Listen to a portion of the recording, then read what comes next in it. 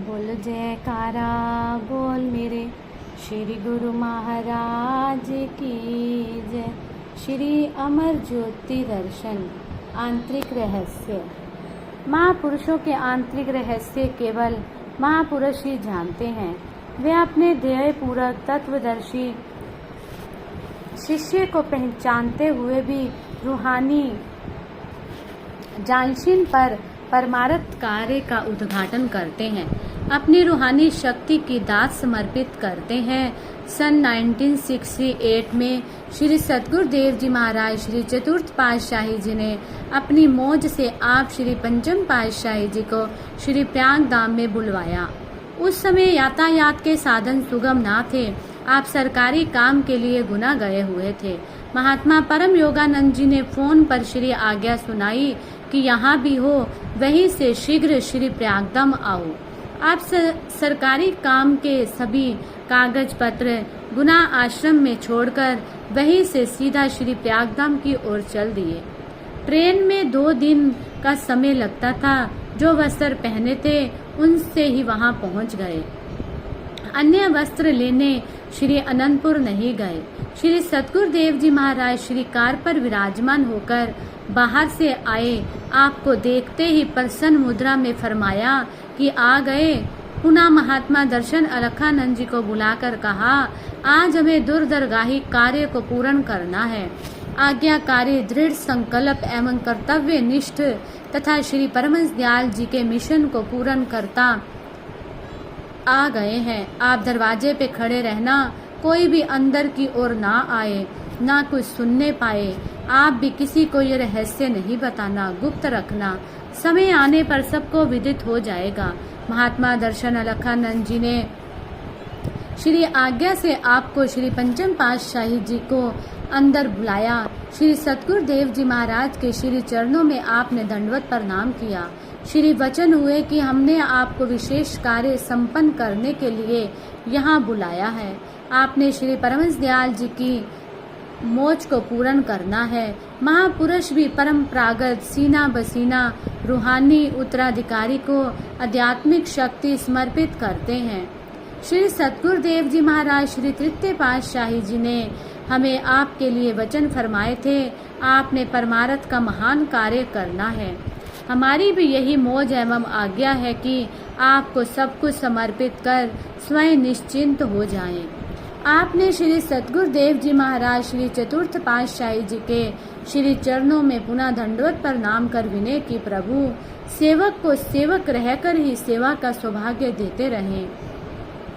आपकी छत्र छाया में जीवन व्यतीत हो। श्री वचन हुए कि अब आपको सारी सेवा सौंप रहे हैं, श्री आज्ञा से पूर्ण करो।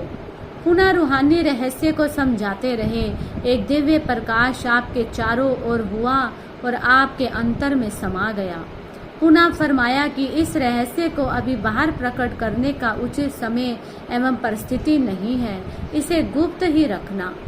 श्री सतगुरुदेव जी महाराज श्री चतुर्थ पातशाही जी निरंतर परमार्थिक कार्य को उन्नति देते रहे।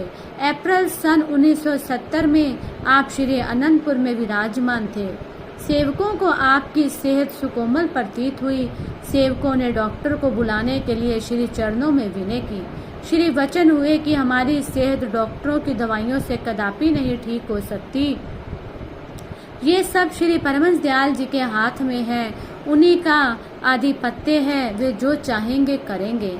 आपका संकेत निज धाम जाने की मौज में था, परंतु अलग बुद्धि क्या जाने।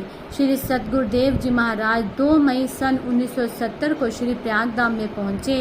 12 मई सन 1970 को दोपहर के समय सेवादारों को आपने श्री वचन फरमाए, हमारा तो विचार है कि अब महात्मा दर्शन पूर्णा आनंद जी को सब काम समझा दे। श्री अनंतपुर के कई कामों का उत्तरदायित्व तो उन्हें पहले ही सौंप दिया है। यहाँ श्री प्रयागधाम में भी सब काम अर्थात श्री मंदिर, सरोवर, उर्ली शहर का मकान और निज धाम येवला का स्थान आदि आदि इन सब स्थानों की कार्य पूर्ति वे स्वयं करेंगे। इतना फरमाकर श्री सतगुरु दीन दयाल जी मौन हो गए। आप गुप्त रूप से तो उन्हें श्री पंचम पातशाही जी सब कुछ समझा चुके थे, परंतु अब बाहरी रूप से सांकेतिक भाषा में सबके सामने इस रहस्य को प्रकट कर रहे थे। 20 मई सन 1970 बुधवार के दिन श्री सतगुरुदेव जी महाराज श्री चतुर्थ पातशाही जी ने निजी मौज से महात्मा परम योगानंद जी को समीप बुलाकर कहा कि महात्मा दर्शन अलखानंद जी को बुलाओ। जब ये दोनों महात्मा जिन श्री चरणों में उपस्थित हुए तो आपने फरमाया, हम आप दोनों को एक गुप्त रहस्य की बात कहते हैं। आप दोनों को विदित हो कि हमारे बाद हमारे जानशीन उत्तराधिकारी महात्मा श्री दर्शन पूर्ण आनंद जी होंगे, परंतु हमारी ये आज्ञा है कि अभी किसी को इस रहस्य के विषय में ना बताना। समय आने पर महात्मा सतगुरु सेवानंद जी को सब वचन बता देना। वह हमारे अरशाद वचन जब किसी को बताने के लिए कहें तो उस समय तुम सबको सुना सकते हो, परंतु पहले किसी से बात भी नहीं करना। इस प्रकार अपनी श्री मौज अनुसार श्री सतगुरुदेव जी महाराज श्री चतुर्थ पातशाही जी 30 मई सन 1970 में निज स्वरूप में लीन हो गए। 1 जून सन 1970 को श्री अनंतपुर में महासमाधि में विराजमान हुए। मर्यादा अनुसार 2 जून सन 1970 को उनकी पुण्य स्मृति में भंडारा किया गया।